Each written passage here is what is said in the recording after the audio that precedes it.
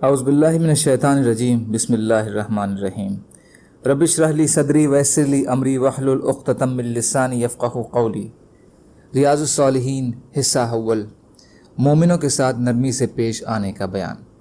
اللہ تعالیٰ فرماتے ہیں، جو مومن آپ کے انویائی ہیں ان سے نرمی کے ساتھ پیش آئیے۔ اور اللہ تعالیٰ فرماتے ہیں، اے ایمان والوں، جو تم میں سے اپنے دین سے پھر جائے تو جلد ہی اللہ ایسے لوگ پیدا فرما دیں گے جن سے اللہ تعالیٰ محبت کریں گے اور وہ اللہ سے محبت کریں گے۔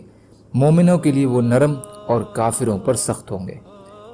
اللہ تعالیٰ نے فرمایا، اے لوگوں، ہم نے تمہیں ایک مرد اور ایک عورت سے پیدا کیا، یعنی تم سب کی اصل ایک ہے، اور تمہیں خاندانوں اور قبیلوں میں بانٹ دیا تاکہ تم ایک دوسرے کو پہچانو۔ بے شک اللہ کے یہاں تم سب میں زیادہ عزت والا وہ ہے جو تم میں سب سے زیادہ اللہ سے ڈرنے والا ہے۔ اللہ تعالیٰ فرماتے ہیں، تم اپنے آپ کو پاک مت کہو، وہ تم میں سے تقوی والوں کو خوب جانتا ہے۔ اللہ تعالیٰ نے فرمایا، آراف والے کچھ لوگوں کو پکاریں گے جن کو وہ ان کی علامت سے پہچانتے ہوں گے، کہیں گے تم کو تمہارا جتھا اور تمہارا اپنے کو بڑا سمجھنا کچھ کام نہ آیا۔ کیا یہ وہی لوگ ہیں جن کی بابت تم قسمیں کھایا کرتے تھے کہ ان کو اللہ کی رحمت حاصل نہیں ہوگی؟ ان کو حکم ہوگا جنت میں داخل ہو جاؤ، تم پر کوئی خوف ہوگا اور نہ تم غمگین ہوگے۔ فائدہ، پہلی دو آیتوں میں اہل ایمان کے ساتھ نرمی اور ونمرتا سے پیش آنے کا حکم ہے۔ تیسری آیت میں کہا گیا ہے کہ تم سب کی اصل ایک ہی ہے اور ایک ہی ماں باپ سے تم سب کی پیدائش ہوئی ہے، اس لیے نسب اور قبیلے کی بنیاد پر کوئی کسی سے بڑا نہیں ہے۔ قبیلے اور برادریاں تو صرف پہچان اور پریچے کے لیے ہیں، ایک دوسرے پر گھمنڈ ظاہر کرنے اور بڑپن جتلانے کے لیے نہیں، کیونکہ عند اللہ نسب و خاندان کی کوئی حیثیت نہیں۔